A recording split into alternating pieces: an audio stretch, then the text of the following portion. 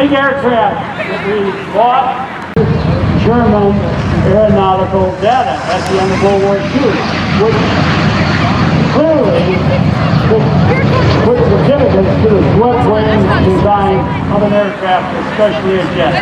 Now, in front of you, the small airplanes that you see were used in different campaigns to be able to thwart the enemy, to be spotter aircraft, to be observation aircraft, to be hospital ships, to be liaison, and many other jobs. Now, from your right to your left with the smoke rock. A Russian jet built by Czech Republic known as the L-39 Albatross. And at the fall of the USSR, those airplanes were made available to the U.S. Our pilots, our warfighter pilots, gravitated to this jet for so many reasons. One was they had the speed, they had height, they were rebuilt, they had range, they were aerobatic. In fact, many civilian aerobatic teams in the U.S. and around the world field, and we'll take you back to 1945 in the Pacific. Airplane just passing in front of you was a trainer built by the Lockheed Company, known as the, and then was out of money. Started again in 1910. And then it was the volunteers who running up on the track. The F-5 at the lead is from the Norwegian Air Force. Jeff Bell is the pilot of that. He is the only during peacetime. It would be a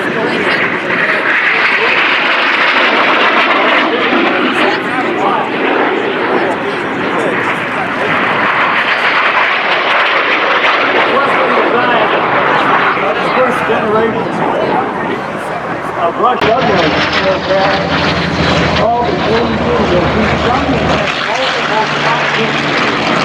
Others only one seat to the top. They have folding wings. Witnesses see tremendous amount of room and height points for bombs and rockets. This airplane had approximately the same bomb carrying capability of a World War II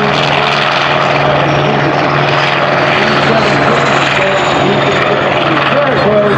They had to carry all the fuel they could back into their bomb load. With ground-based pyro from our Toro Sport Oshkosh team. Jim Poole, John Wood, Dan Scullen, Jim Wood, Dan West, Courtney West, Bill Hunt, Jack Hill, Larry Evans, Mike Harrison, Mike Bradley, Martha Bosworth, and 10 years Gordon Ramsey, the mayor of this town in Michigan. Okay, the next 10 minutes, there is look at that airplane. I want you to know that one of those airplanes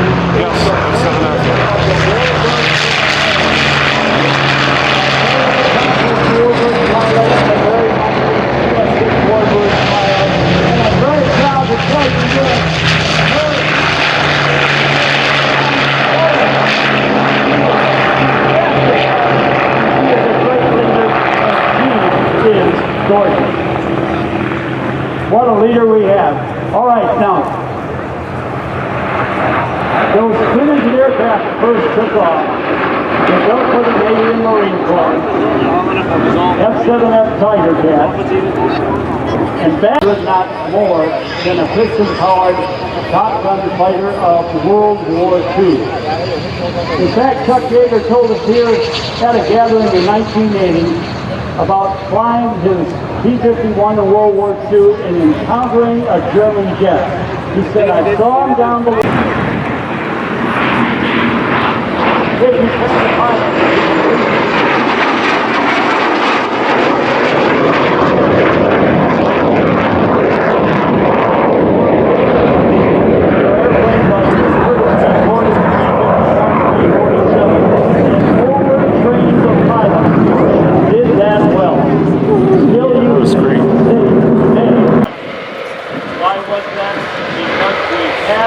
cabin airplane of modern electronics.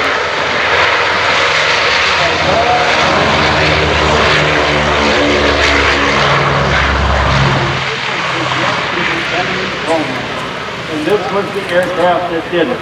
When you rush into production, some bad things can happen. There were a number of crashes. The engines were subject to fire early on. They were subject to overheating.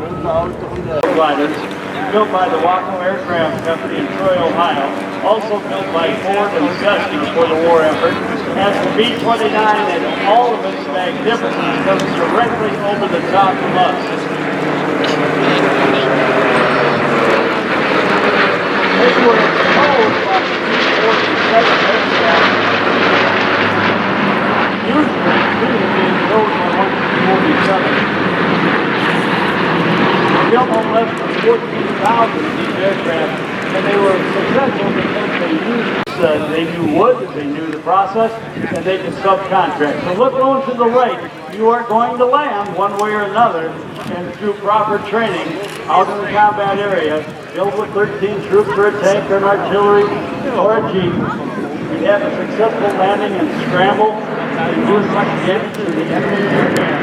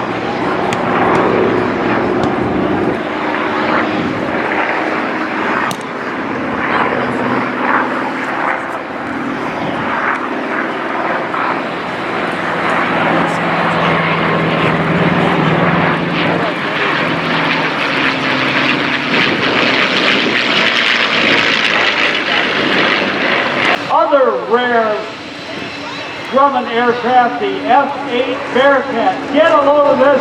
This may never happen again. This is Grumman power. This is Grumman facility.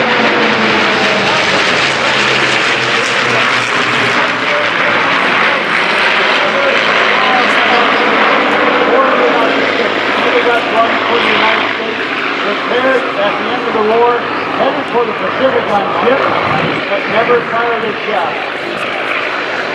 The twin-engine aircraft flanking the left and right side of the single-engine aircraft also had a limited run in terms of production numbers.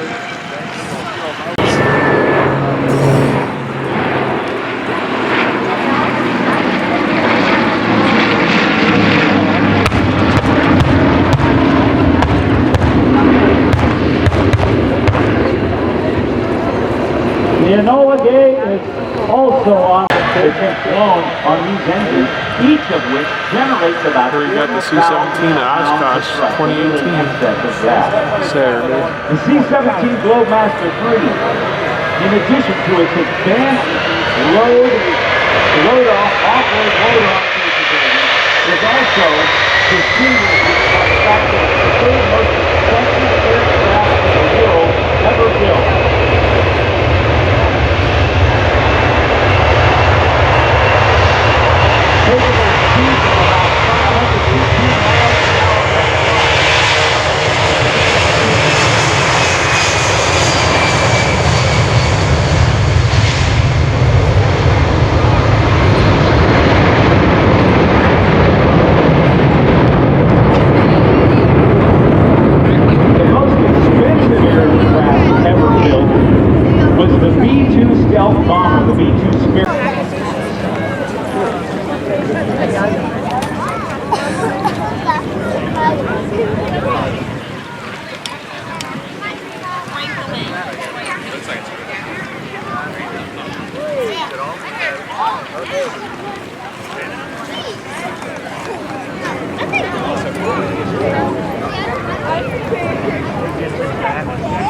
From the left, the Globemaster 3.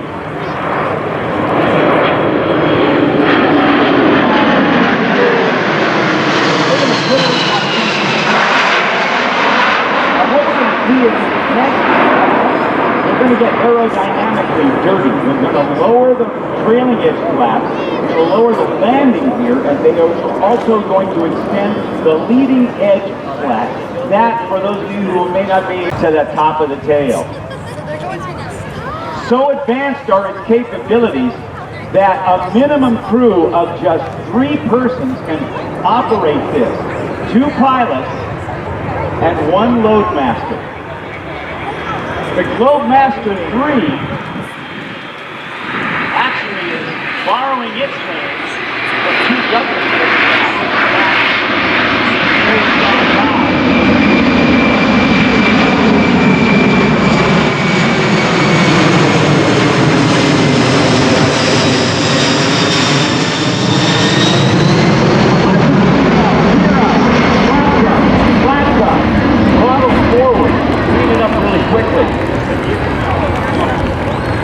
Douglas aircraft.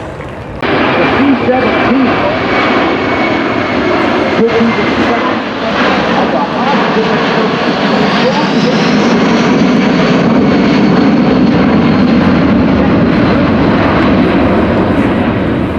From the Middle East, 7 hours from notification to a patient being airborne in the aircraft, 5-degree descent. They're going to put it down, and then I want you to keep your eyes on the engine nacelle and watch as panels open up and they engage what are known as the thrust reversers, where the thrust is then sent out the front, and what has become thrust that goes out the back goes out the front to really slow it down very, very rapidly. All the way from Oklahoma, let's watch the C-17 touch down. Now when these nacelles come back, this will be about as much noise as this airplane is ever going to make.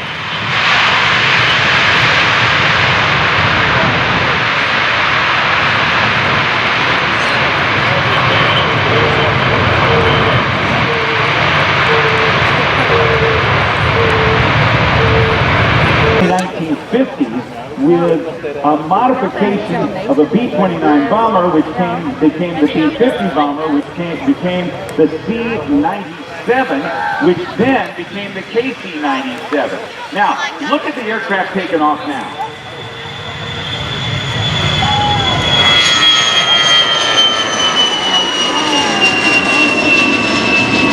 Just 3 Vikings from NASA Glenn Research Center in Cleveland, Ohio. Well, when this aircraft, or aircraft like it, the MC Viking was used, not only was it a sub-hunter, but it was also used in carrier aviation and ended up with Chance Vaught to build the S-3 Viking. The first flight was in January of 1972, and about 179 airplanes were built. At least that's what we believe is the answer to that. Dad, they were there. They were outstanding. Let's see if Big Al and JD can make it work here. Listen.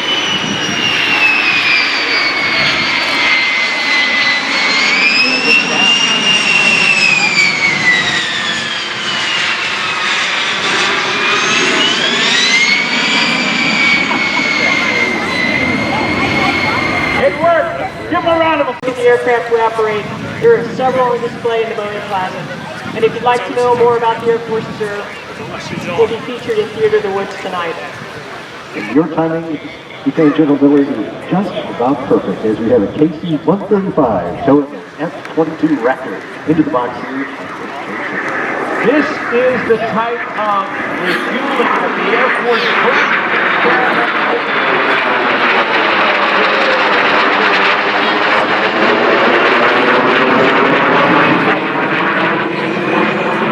Boeing built this aircraft on spec, hoping that there would be a market for it. Over 80 upgraded to the R model with new CFM56 engines. Now the KC-10 extender with a Raptor in tow. Now on the KC-135, the boomer would lie down on his or her stomach and guide with hand controls, guide that refueling boom into the receptacle located on the front motor.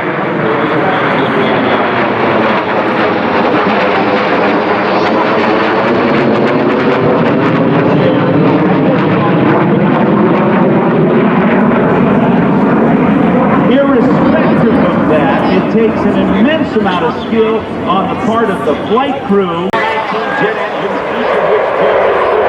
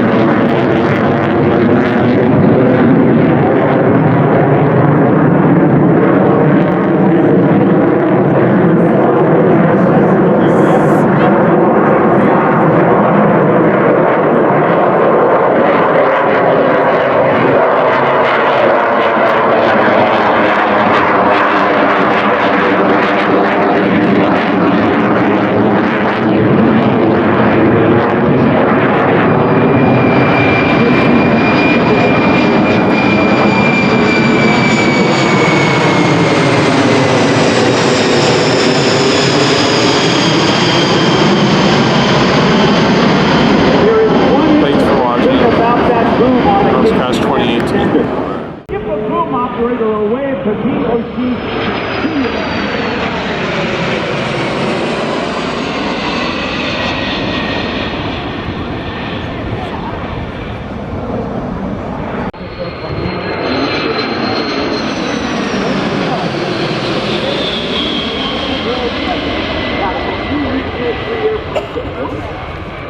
We could, but we don't. We refuel two at one time because of the emergency procedures. If there's three on trail, it's kind of... Lose time. The B-52 coming into Oshkosh. In a motel room, they are a set great up a surprise for drafting Saturday. room. They bought plywood, pencils, angles, and on Monday morning, they submitted what the Air Force wanted, an 8-engine jet. The Air Force did not want a turboprop airplane. This was the The time is result. 6 o'clock. When you're in an airplane and you have 2 throttles, that's pretty cool, Rob. When you have 3, that's fantastic. When you have 4, you're the king of the air. But when you got 8 throttles, Jack, you are on top of the world. And here is the airplane that will be around flying on its 80th birthday. The B-52.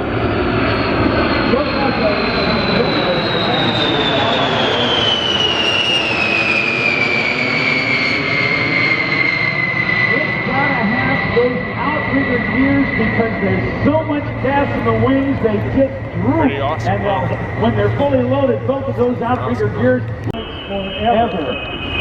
You know, there's another thing that has been done. Look at the window.